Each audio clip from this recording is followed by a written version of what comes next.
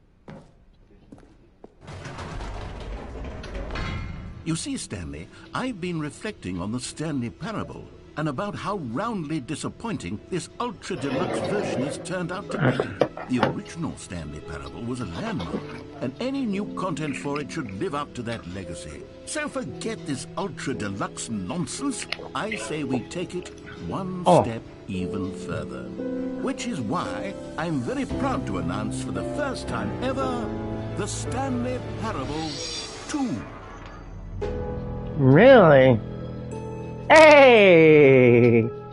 Yes, you see, isn't this far superior to a measly Yes. port with a few minor additions? Think of all the new territory we'll cover with a fully fledged sequel. An entirely new experience, built from the ground up. Why, there are so many possibilities. It could go in so many different directions. This is what fans have truly been asking for. Yes. Yes, yes, yes, yes, yes. Calling it the Stanley Parable 2 is just so much catchier than Ultra Deluxe, don't you think? Ultra Deluxe? What does it even mean? But the Stanley Parable 2, now that's an artistic statement right there. It's future-oriented. It screams progress and innovation and long-term franchising potential. Yes, I agree. Oh, that looks good.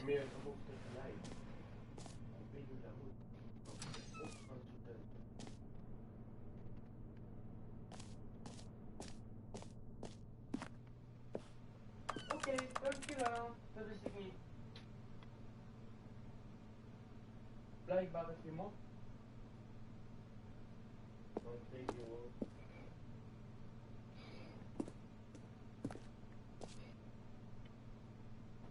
Ik kom mooi Minecraft bij als je Staat er nou?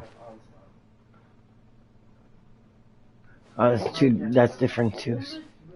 Okay, let's see.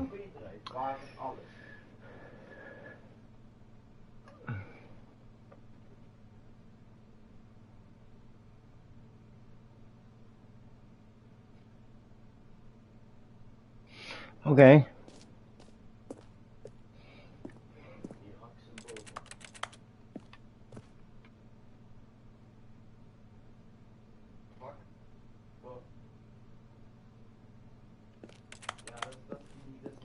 I agree. Now, to be clear, I haven't quite nailed down what exactly the Stanley Parable 2 is going to be, but let's take a look at some of the features I've been developing for it. I figure that if I can loosely organize a handful of interesting concepts, that surely the game will sort of naturally spring up around them. It'll all work itself out. Game development is much more of a fuzzy magic than anything scientific or logical, really. Okay, I agree.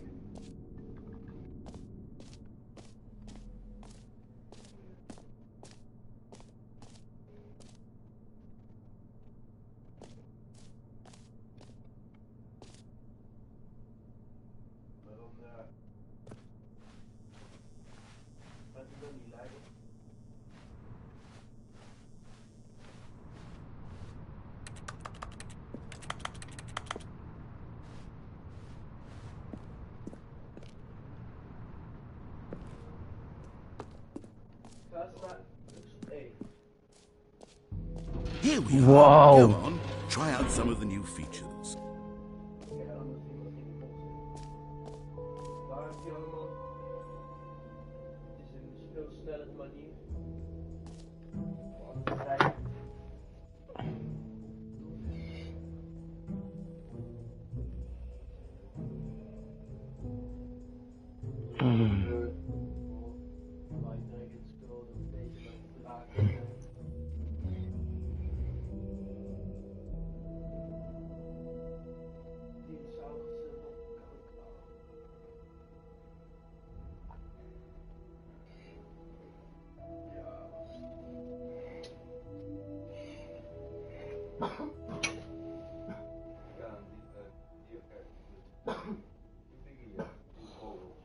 Oh, leuk.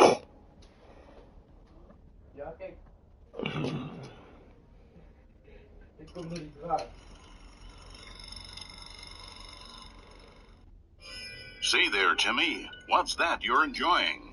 Why, it's breakfast, of course. Everyone loves breakfast. Oh, dit is leuk.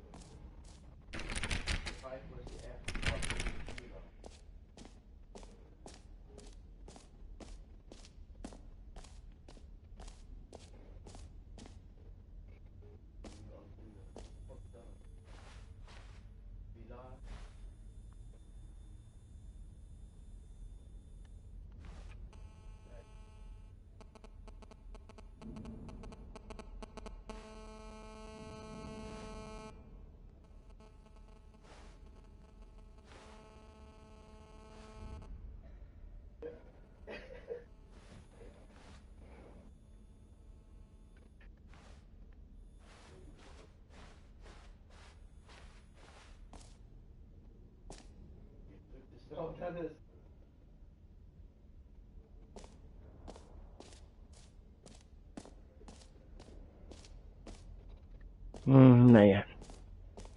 I want to go over here.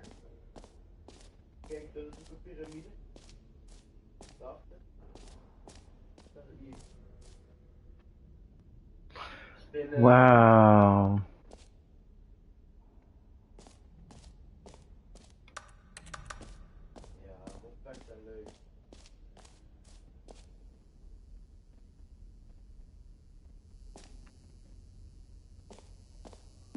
Now, here's something special. You remember that broken test trophy that got left in the game on accident? Well, I'm developing a technology to simply give you the trophy. Yes. You see, you'll come to this lever, and when you pull it, the trophy will be given to you. It's as simple as that.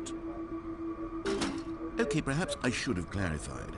This is technology that will exist. Right now, the trophy is still fully broken. I'm not a wizard, Stanley, but I guarantee it will be fixed in the sequel to at last satisfy the hordes of ravenous fans all over the world who have been uproariously demanding this feature. Gamers, we hear you, and I promise it will happen.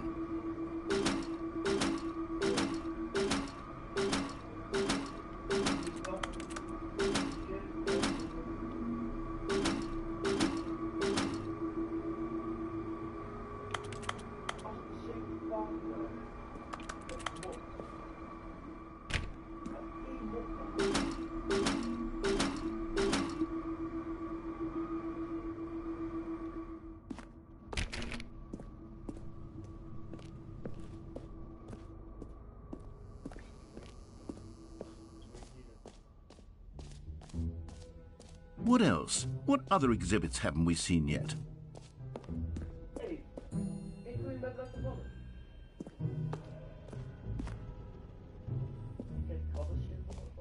Ah, collectibles. Now it's a real video game. In the Stanley Parable 2, you'll run around gathering up these miniature Stanley figurines. And what's truly innovative is that there will be no reward for collecting all of them. I don't want to stifle the intrinsic joy of watching a number go up. You simply collect all of them, and then you move the hell on with your unremarkable life.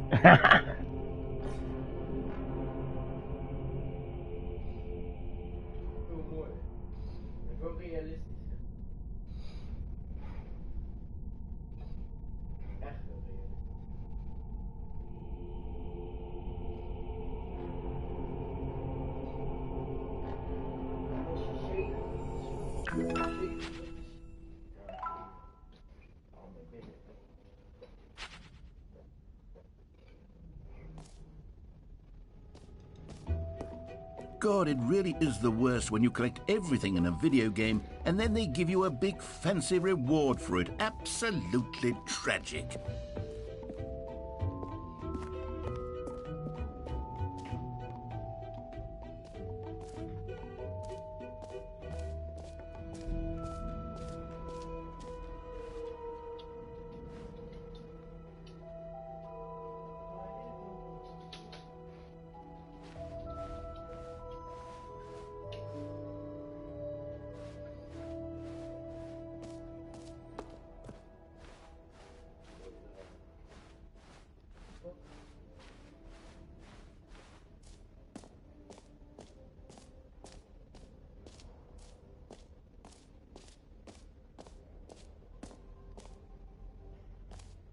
Okay, I'll be honest, I haven't yet decided on this one.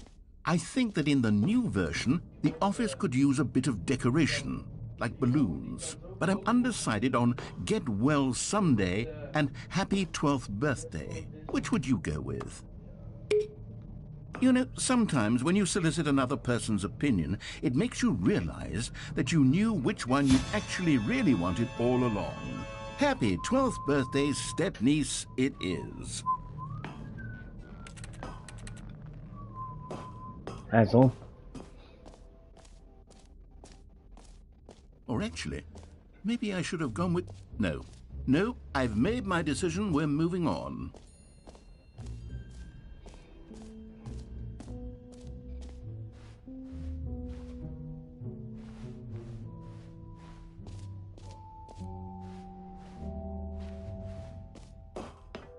An epilogue would be fun, wouldn't it, Stanley? Yes, yes, it would go at the end of the, well, we'll figure that out later. Ja, die zijn fucked up.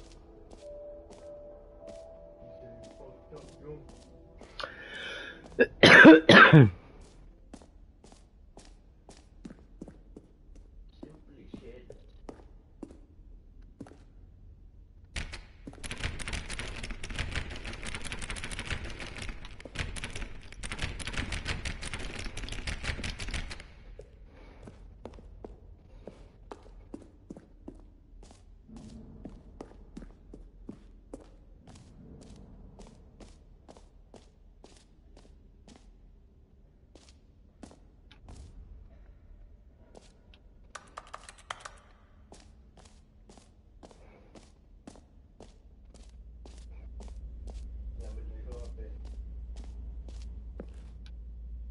Als je hem killt, kan je die skill eraf halen. Stanley, here's an idea that I'm truly fond of. It's never been done before in a video game. This is, in fact, a hole that you can fall down forever. That's right. Infinite falling. You can fall until the end of time, if you like. A stunning leap forward for video games as a medium.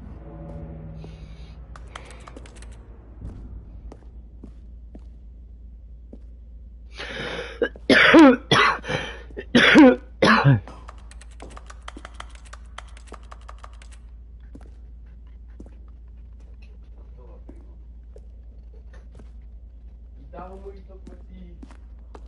Je hebt ook beter het water. Je hebt zeker. Hier.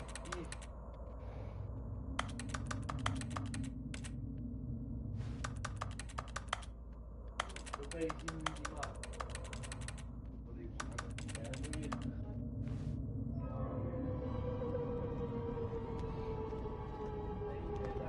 You see, isn't it wonderful? One of my more ingenious concoctions, if I do say so. Now then, since you've gotten to see the infinite hole, you can press the teleport button to pop back up to the top, and we can continue onward. Now, I don't mean to be a bummer, but I do recommend you use the teleport button to go back to the top. Maybe do it on the sooner rather than later spectrum of things.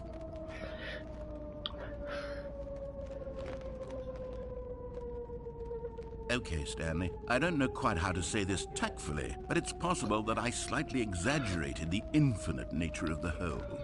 Is it a very, very deep hole? To be certain it is. It's an extremely deep hole. I don't want anyone to say that it isn't an astonishingly deep hole. It is. Is it infinite? Well, that sort of depends on your definition of infinity. From one perspective, the infinite is merely philosophical in nature. It's more of a... Okay, well, good for you. You found the bottom of the hole. You found me out, Stanley. I'm a liar and a cheat, and you're so clever. Look, I think the issue here is just that you're unusually fascinated by falling. What normal person actually wants to fall infinitely? I figured the hole was as deep as anyone would actually need. Don't you put this on me. Maybe you're the problem. Look, things got a little heated there. I think we both said some things we didn't mean. Why don't we just put all this behind us and agree to just call the hole mostly infinite? If that works for you, Then go ahead and press the teleport button to warp up to the top of the hole and we can move on. I'll just be up here when you're ready.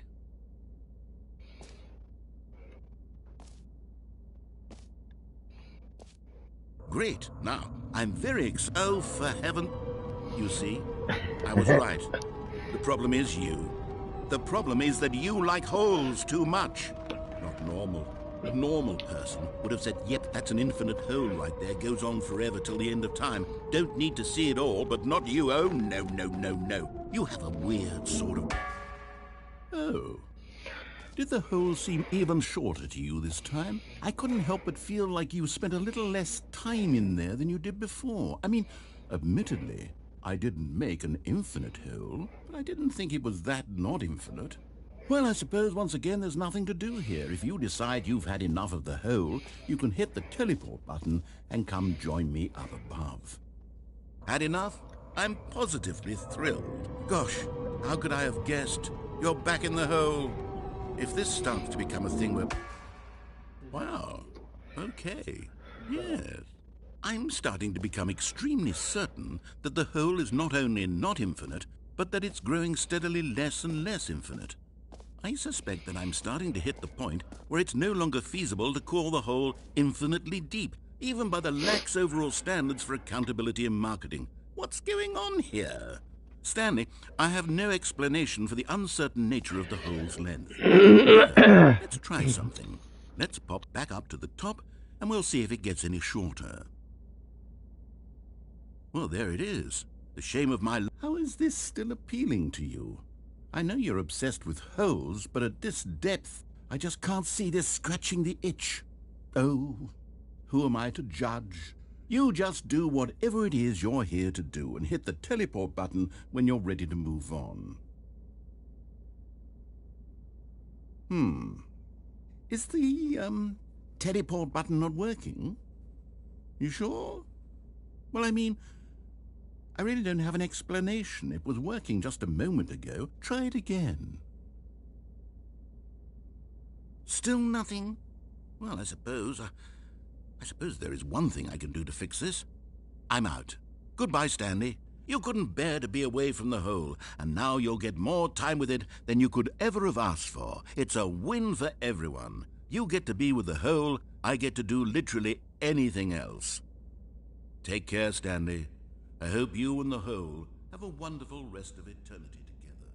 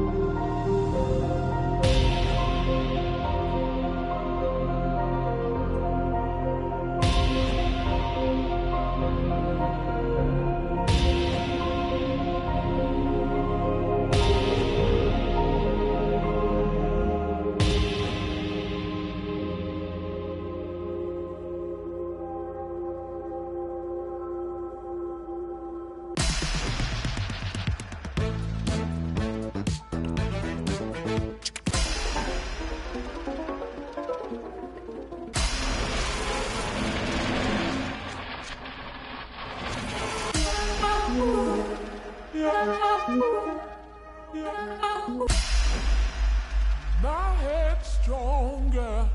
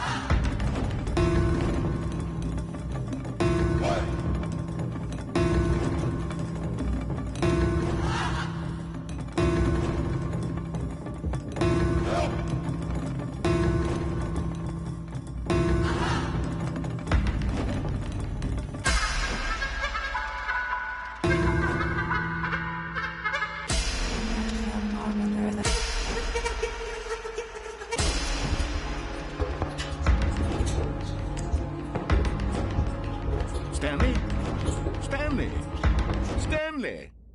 Oh, good, you're awake. It seems you had sort of dozed off there, drifting away into dreamland. But we can't have that, Stanley, because this hole is just so darn fascinating that I want you to be wide awake for every second of it. You don't want to miss a single moment. So how about if I just pop in from time to time and wake you up to keep you really, truly focused on the hole? From the looks of things, you and I will have many, many years here in this hole, and I'm looking forward to all of them. Stay alert, Stanley. I'll be back. Toodle-pip.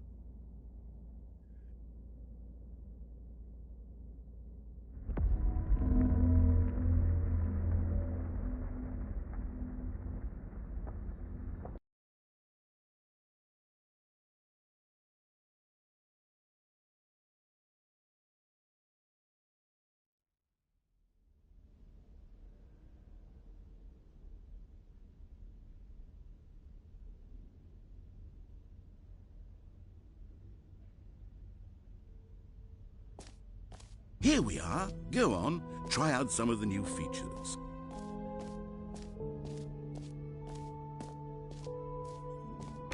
For the Stanley Parable 2, I asked myself, what do players really want?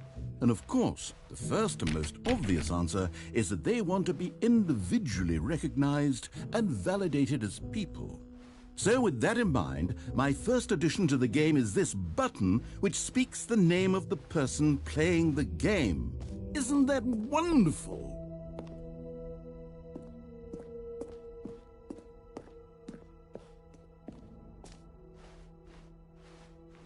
Jim. Sorry, I should have clarified. Right now, the button only says the name Jim. But of course, in the final game, this button will say your name, whatever name that is. Here, let's have you role-play as Jim to really simulate the full experience of this feature. Just play along. I promise you'll love it. Okay, here we go. Let's take a deep breath, clear your mind, forget whoever you are, and simply become a person named Jim. I want you to imagine yourself living as Jim. Jim. Whoa, hold on. I wasn't finished setting up the backstory. If you don't properly roleplay as Jim, then you'll never understand the impact of this button. Otherwise, it's just a stupid button that says somebody else's name. Okay, we're doing it again, and this time let me finish first. Now, allow yourself to become Jim.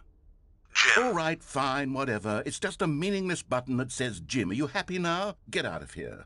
I'm done with this button. Why don't you go humiliate me in front of a different feature that I worked very hard on? Jim. See, if you'd only played along, that would have been your name the button says, but no. Instead, I can't even think about it. I'm taking the Jim button away. Jim. Jim. Jim. Jim.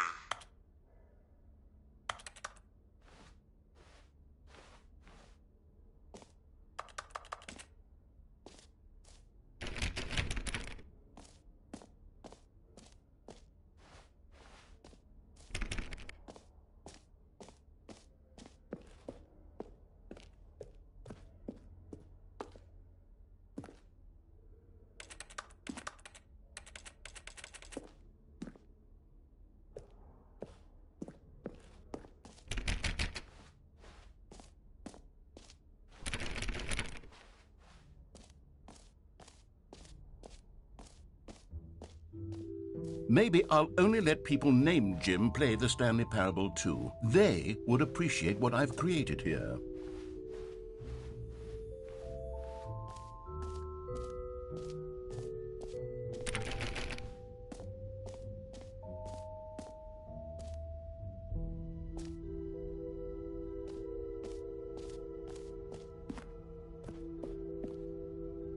A common complaint of the Stanley Parable was that it was confusing and paradoxical, that it engendered a chaotic sense of reckless despair in those who played it. Well, I'm happy to say that after much consideration, I've engineered a clever solution to this fundamental problem with the game.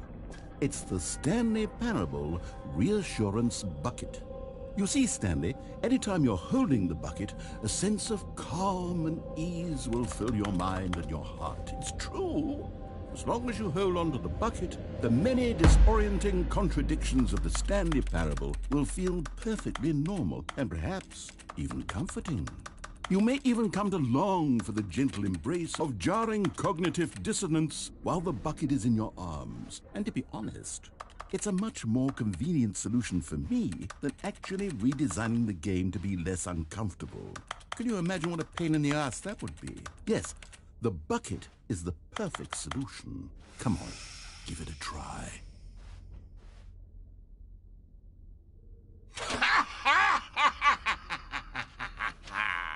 Can you feel it? The glow of comfort, even in the face of crushing despair, must already be sweeping through your body. And in fact, can I say that I do believe the bucket lends you an air of charisma as well? I think that just holding it has made you the slightest bit more attractive as a person. The benefits of the bucket seem to go on, don't they? All this and more await you in the Stanley Parable 2.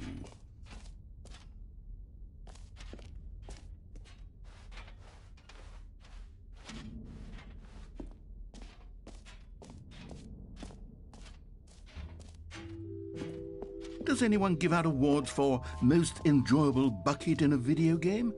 That really should be an award if it isn't already.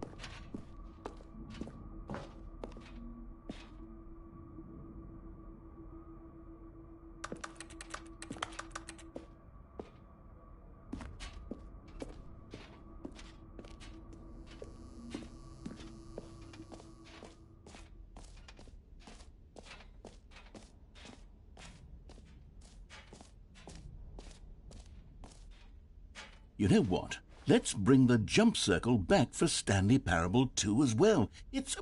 Oh, wait. You already spent all your jumps the first time we saw the jump circle? Oh, well. I suppose it can just be a nice decorative piece, then.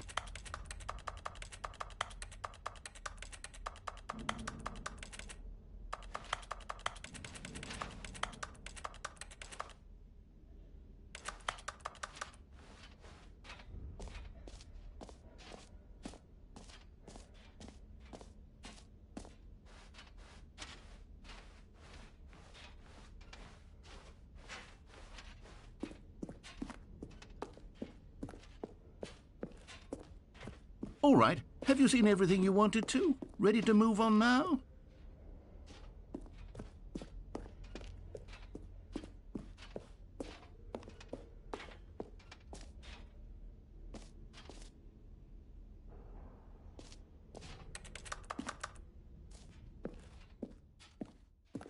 So, Stanley, what do you think? Do you like all of the new features? Yes, I know it's not exactly clear yet how exactly these features will come together as one single coherent video game, but I can feel it in my soul. It's going to work. There's definitely a good game in there somewhere. Say, let's do an experiment. I'll arrange these new features together, and we'll see whether or not it coheres into a meaningful gameplay experience. Okay. Are you ready? Here it is. I give you the Stanley Parable 2.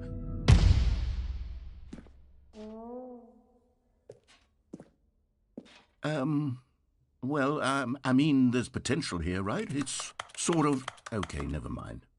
Hold on. Let me do a different arrangement. Okay, yes, this is much better. I feel good about this. Here we go. Version 2. Who am I kidding, Stanley? This isn't a coherent video game at all. It's a lot of gags. And I do very much enjoy creating gags, but they don't add up to anything. I wanted more than anything to create a sequel that would capture all the magic of the first game. I wanted fans to love it. No matter how good these gags are, they won't stand on their own. They would need the structure and the gameplay of the original. Wait, maybe that's it. I can take the original Stanley Parable and simply